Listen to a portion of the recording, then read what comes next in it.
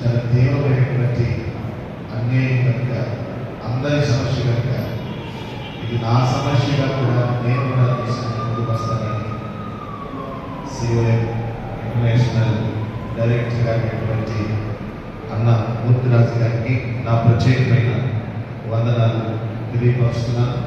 చక్కని కార్యక్రమాన్ని నడిపిస్తున్నటువంటి దైవజనులు రెవరెండ్ డాక్టర్ విజయ్ కుమార్ రాయ్ గారికి, అలాగే ఈ ఐసిఎఫ్ సెక్రటరీ గారైనటువంటి బిషప్ రాజేష్ బాబు గారికి,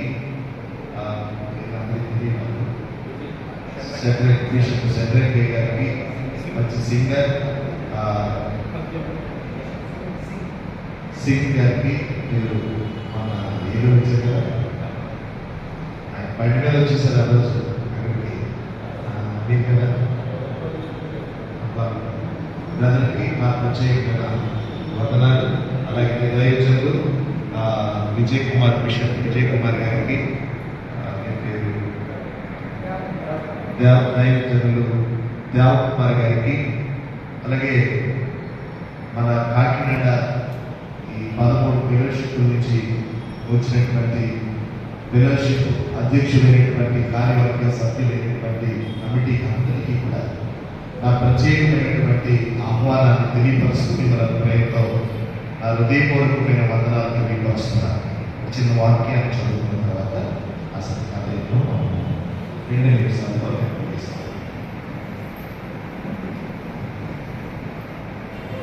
పరిశుద్ధ గ్రంథంలో నుంచి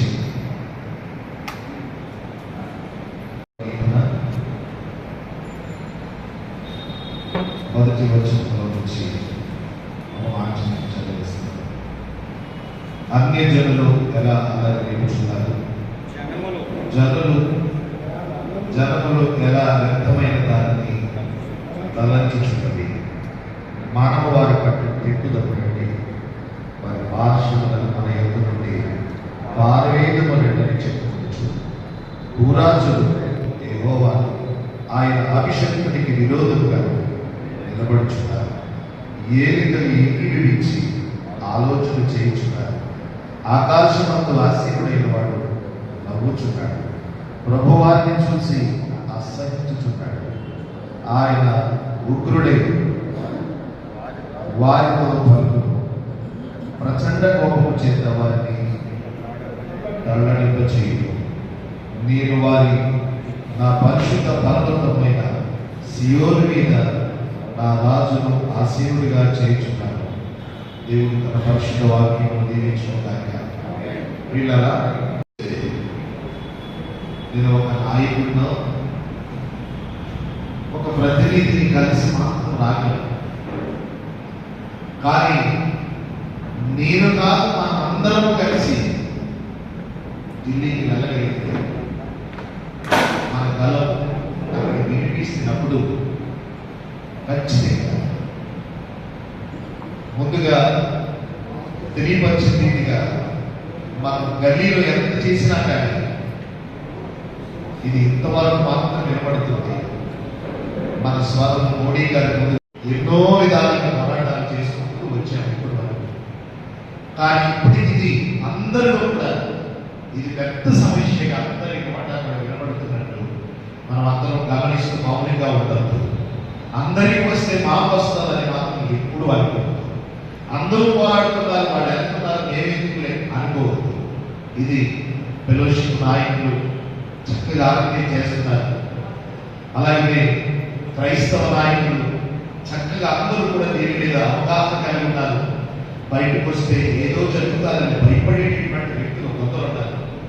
ఏం జరిగినా పర్వాలేదు నా సమాజం పరకని దిగించినటువంటి ఇలాంటి నాయకులు కొందరు ఉన్నారు.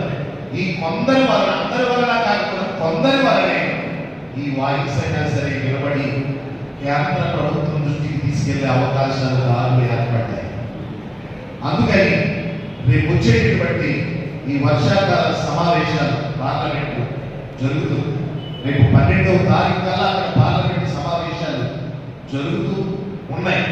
పార్లమెంటు సమావేశాలు జరిగేటటువంటి టైంలో మన గలం ఢిల్లీలో వినపడటం అంటే ఆ టైంలో మనందరం కూడా అక్కడ వాయిస్ వినబడటం, అదే టయానికి అక్కడ కేంద్ర మంత్రులను కూడా కలవడానికి అపాయింట్మెంట్ పెట్టారు. వారందరినీ కూడా కలుస్తారు.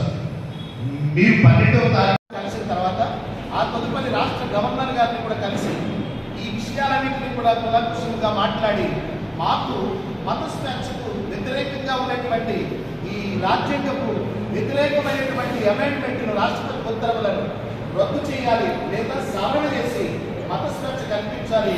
యావత్ క్రైస్తవ సమాజం అంతా కూడా దీని మీద న్యాయమైనటువంటి డిమాండ్ అని చెప్పి అలో క్రైస్తవ చలో ఢిల్లీ అనేటువంటి కార్యక్రమం ఆగస్టు 12వ తేదీ జరిగేటటువంటి కార్యక్రమానికి అందరూ కూడా ఏకమయ్యారు. అందరూ కలిసి వస్తున్నాం. ఢిల్లీలో జరిగేటువంటి కార్యక్రమానికి యావత్ భారతదేశంలో ఉన్నటువంటి క్రైస్తవ సమాజాన్ని అందరినీ కూడా ప్రేమతో ఆహ్వానిస్తున్నాం. ఇందులో డినామినేషన్ భేదం లేదు, సంస్థల భేదం లేదు. ఏ ఒక్కరు కూడా మాది కాదు అనుకోకుండా అందరికీ మాది సమస్యని కలిసి రావడానికి అందరూ ఒకటయ్యారు. మీ స్పందన బట్టి ఢిల్లీ కార్యక్రమాన్ని విజయవంతం చేయడానికి మీడియా వారు కూడా మాకు సహకరించినందుకు మీకు కూడా నా ప్రత్యేకమైన అభినందనలు తెలియపరుస్తూ ఇండియన్ క్రిస్టియన్ ఫెడరేషన్ పిలుపుతో హలో క్రైస్తవ చలో ఢిల్లీ కార్యక్రమం విజయవంతం అవుతుంది. మీ అందరికీ నా ప్రత్యేకమైన అభినందనలు తెలియపరుస్తూ జార్జ్ శ్రీమంతుల నేషనల్ ప్రెసిడెంట్ మీకు అందరికీ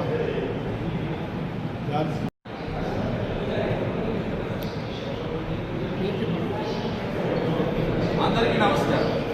నేను reverend BH Murthyraj international civil director, Indian Christian federation ఆధ్వర్యంలో గౌరవనీయులు జార్జ్ శ్రీమంతులు జాతీయ అధ్యక్షులు. వారి ఆధ్వర్యంలో క్రైస్తవ సమస్యలను ప్రభుత్వ దృష్టికి తీసుకెళ్లాలని చాలా సంవత్సరాలుగా వారు పోరాడుతున్నారు. సమస్య క్రైస్తవుల్ని మా నాయకులు, మా ప్రధాని మోదీ గారు కావచ్చు, మా ముఖ్యమంత్రి